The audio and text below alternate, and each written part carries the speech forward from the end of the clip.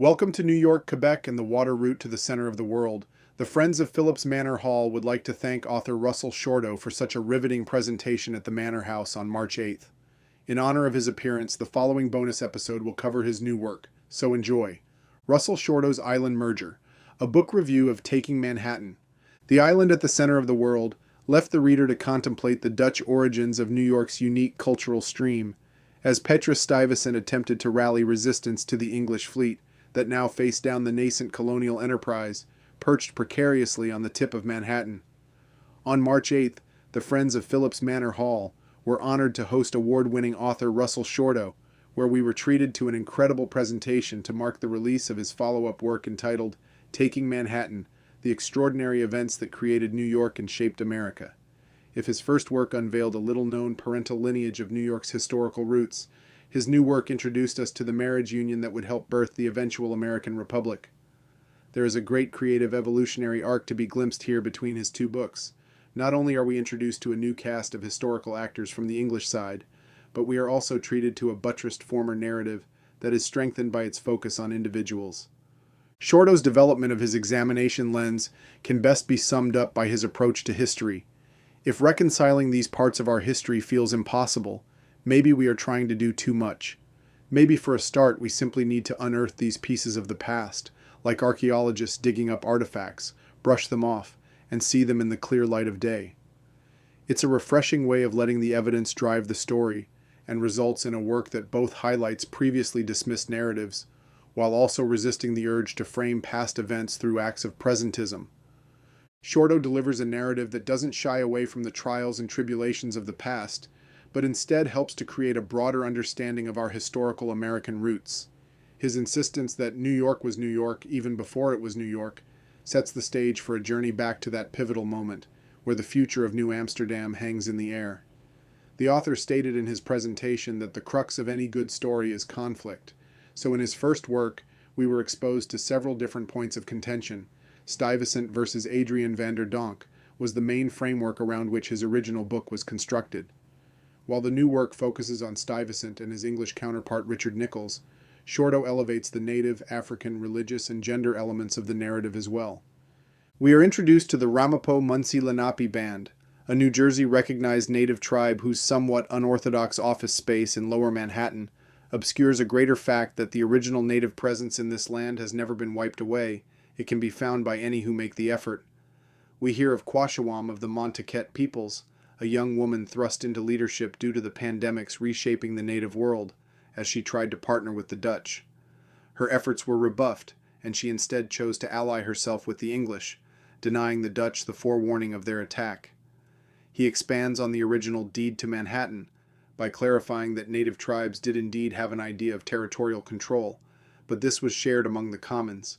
The agreement to sell the island wouldn't have been an individual act on the behalf of a local Munsee Lenape sachem, but instead the end result of a long communal process of consensus that included Dutch representatives.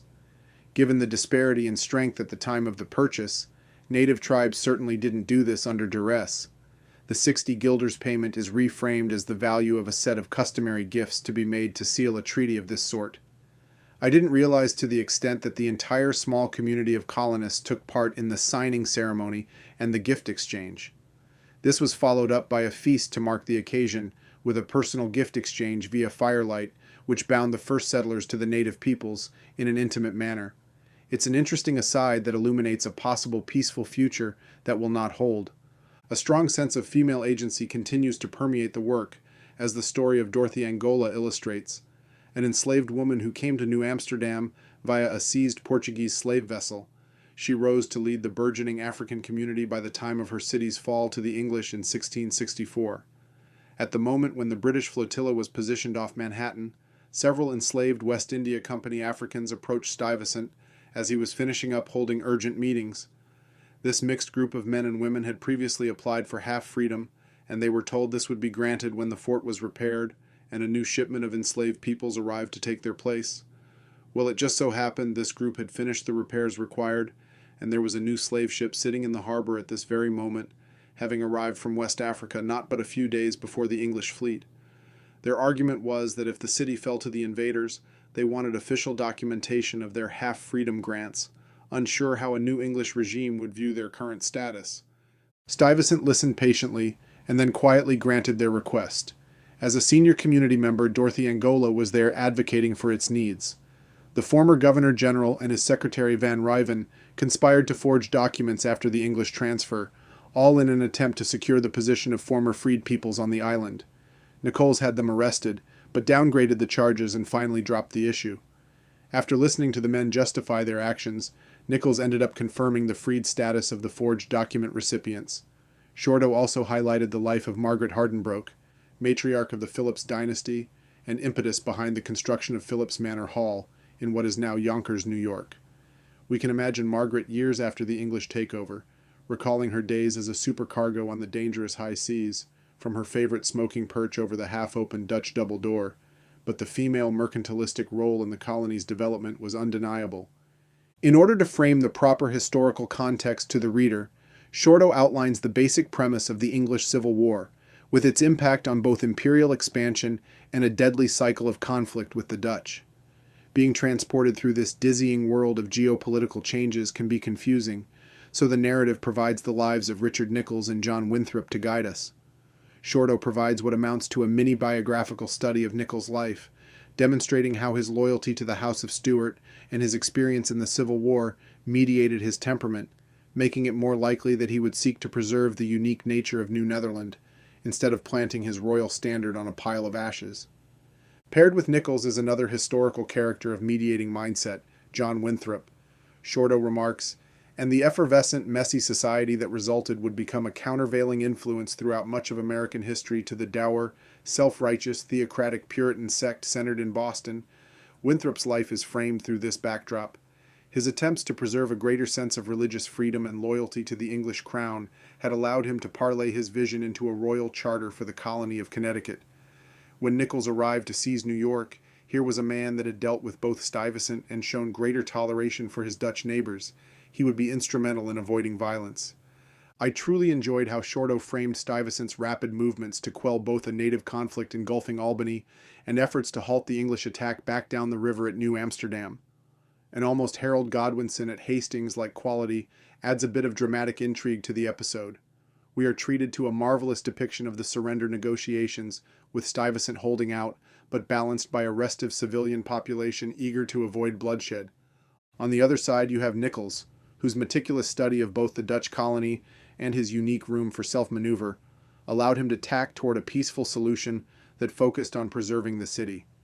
Eased by intertwined relationships on both sides, a compromise to preserve the special sauce of a future New York was agreed upon. Shorto makes clear that the inhabitants and leadership of New Netherland understood their cultural experiment held value, and they used this as leverage to obtain not a surrender, but instead something akin to a merger. The island at the center of the world was groundbreaking, but Russell Shorto certainly doesn't disappoint here by bringing an incredibly strong follow-up, one that contains the same narrative-shattering clarity, produced via meticulous documentary investigations, and will most likely result in well-deserved award-winning recognition once again. If the center of the world unveiled the genesis of one parental lineage of the future New York, Taking Manhattan can be seen as an effort to complete that narrative by highlighting the English role. We end up with a merger of not only the Anglo-Dutch of New York, but of the Dutch and English state via the Glorious Revolution, making the story of Manhattan a microcosm of world affairs, a position it still occupies to this very day. Thank you for listening to New York, Quebec, and the water route to the center of the world. Please be sure to check out the Friends of Phillips Manor Hall webpage listed in the show notes and join us today.